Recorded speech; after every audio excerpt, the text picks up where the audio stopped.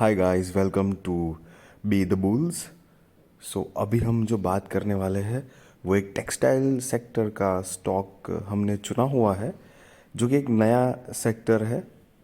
चलिए सारी बात करेंगे, बट उससे पहले I request you, please do like share subscribe my channel. अपने दोस्तों के साथ शेयर कीजिए, अपने परिवार वालों जन के साथ शेयर कीजिए, और ऐसी ही इंफॉर्मेटिव वीडियोस, नॉलेजेबल वीडियोस पाके आप अपना नॉलेज बढ़ाते रहिए, अपने निवेश को और अच्छा करिए। तो मार्केट कैपिटल कंपनी का है 17,700, फेस वैल्यू है एक की, करंट प्राइस है 34 रुपये का, हाई जाके आया था 70 रुपीज़ के आसपास जाके आया था। यस, ये प्राइस के हिसाब से पेनी स्टॉक है, लेकिन एक्चुअली पेनी स्टॉक है नहीं, क्योंकि इसने स्प्लिट बोनस ये सब मतलब कॉरपोरेट एक्शन की वजह से ये प्राइस अल्टीमेटली अभी देखने को मिल रही है। लॉन्ग टर्म बोरोइंग देखेंगे तो 309 करोड़ है, और शॉर्ट टर्म बोरोइंग 1260 करोड़ है, जो कि 5 साल पहले थी 1100 करोड़ रुपए और लॉन्ग टर्म थी 1400 करोड़ रुपए। कंपनी के रिजर्व्स एंड सरप्लस देखेंगे तो 5 साल पहले 2100 करोड़ थे, और अभी बढ़कर हो चुके हैं 3287 करोड़ के रिजर्व हुए। तो मतलब रिजर्व्स, चलो कंपनी लोन के मुकाबले बिजनेस कर रही है, ये पता तो चल ही रहा है। कैश की बात करेंगे तो कैश 5 साल पहले 165 करोड़ का था, जो अभी 273 करोड़ का हो चुका है। Total asset 6,430 crore current price है। कंपनी के कुछ पीयर कंपैरिजन है, जैसे कि रेमन हो गया, वेल्सपन, घरवारे, जिंदाल, गो फैशन एंड स्वान एनर्जी। ये सारी की सारी सेम सेक्टर में काम करती कम्पिटिटिव कंपनीज है, जिसके बारे में भी आप स्टडी कर सकते हो। सेल्स अगर देखेंगे तो 2013 में 3,300 करोड़ का था, जो कि ट्रेलिंग 12 मंथ्स का बढ़कर 6,900 करोड़ के आसपास हुआ है। एक नॉमिनल ग्रेजुअल ग्रोथ कंपनी का दिख रहा है। नेट प्रॉफिट की बात करेंगे तो वो 49 करोड़ से बढ़कर हो चुका है 559 करोड़। गाइज यहाँ पर ना ये सारा तामझाम देखेंगे तो सेल्स के मुकाबले एक तरह से नेट प्रॉफिट ज़्यादा लग रही है। थोड़ा सा ना फोकस करेंगे तो पिछले 3-4 सालों में 340 से 308 और सीधा 800 था। तो कंपनी की ग्रोथ अच्छी है नेट प्रॉफिट के मामले में।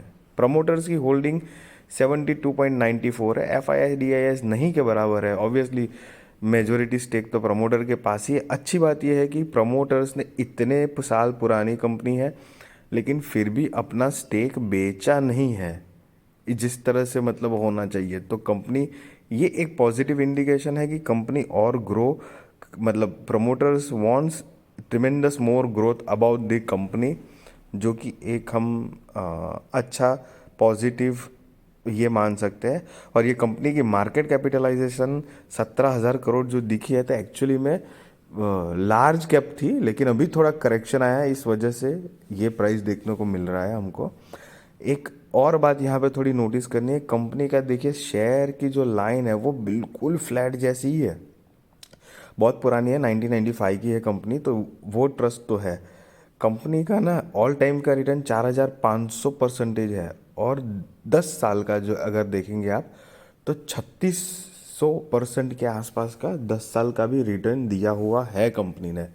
तो और मोटा मोटी आप देखेंगे कि ये कोविड का, जो 2019 के बाद कोविड, और कोविड के बाद कंपनी ने एक मेजर स्ट्राइक मारी थी, जो कि अभी करेक्ट हुआ। और जो मैंने आपको बताया कि लार्ज कैप से अभी कंपनी मिड कैप इसलिए बनी है क्योंकि कंपनी का थोड़ा ये जो काफ़ी अच्छा करेक्शन हुआ है, और उस वजह से वो मार्केट कैपिटलाइजेशन, प्रॉफिट बुकिंग, ये सब की थोड़ी इफेक्ट वहाँ पर हुई। ऑल दो टेक्सटाइल इंडस्ट्री के रिगार्डिंग अगर आप लोग कोई अच्छा स्टॉक ढूंढ रहे हो तो उसमें से ये एक मेरे ख्याल से ज़रूर हो सकता है।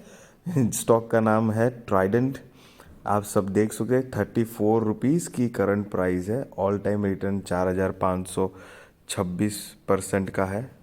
और कंपनी की एक बात बता दूं मैं आपको कि कंपनी लंबे टाइम से है, और इतने टाइम के बावजूद कंपनी सस्टेनेबल है।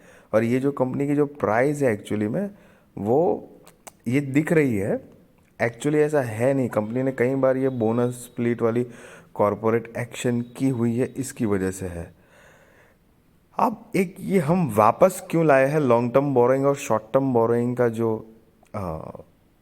बॉक्स है, एक बारी ना फिर से हम समझने की कोशिश करेंगे इसको। 5 साल पहले 1410 करोड़ की लॉन्ग टर्म बोरोइंग थी, जो कि कम होते होते होते 309 करोड़ हुई है। शॉर्ट टर्म बोरोइंग वहीं पर देखेंगे तो 1100 करोड़ थी और 1260 करोड़ हो चुकी है। पहले बात करेंगे हम लॉन्ग टर्म बोरोइंग की। लॉन्ग टर्म बोरोइंग आप देखेंगे drastically year on year basis पे कंपनी चाह रही है कि ये ख़त्म ही हो जाए, क्योंकि लॉन्ग टर्म बोरोइंग की ना ज़्यादा वैल्यू होती है। वो एक्चुअली एक तरह से लाइक डेट, एक्चुअल डेट मानी जाती है, जो कि लोन के फॉर्म में बाहर से ली जाती है। और ये शॉर्ट टर्म बोरोइंग जो है वो भी 1200 करोड़ तो है, डेफिनेटली एक तरह से ज़्यादा है, बट ऑल दो अगर हम कंपनी की बाकी की उसके साथ कंपेयर करेंगे, प्रॉफिट एंड लॉस देखेंगे, मतलब कंपनी का सेल देखेंगे या नेट प्रॉफिट देखेंगे, जिस तरह से कंपनी इतने साल से ग्रो कर रही है, तो उस हिसाब से डेफिनेटली कंपनी अपने ये बोरोइंग्स का बहुत अच्छा यूज़ कर रही है।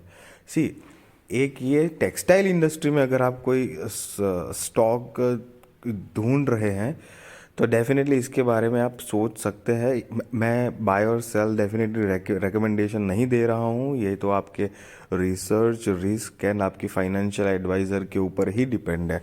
बट जहाँ तक मुझे लगा तो ट्राइडेंट बीच में बहुत ज़्यादा पॉपुलर भी हुआ था। इसकी प्राइस करीब कोरोना के बाद करीब 3 4 5 6 रुपये तक में बहुत ज़्यादा बूम हुआ था। उसके बाद 70 रुपीज़ तक ये जाके आया था। तो बहुत बड़ी रैली लगाने के बाद ये डेफिनेटली थोड़ा करेक्शन तो दिखाएगा ही दिखाएगा। तो वही दौर अभी शेयर का चल रहा है। अगर मेरी वीडियो अच्छी लगी हो तो please do like share subscribe, अपने दोस्तों के साथ शेयर कीजिए। आई होप ये वीडियोस आपकी फाइनेंशियल जर्नी को बढ़ावाई हो।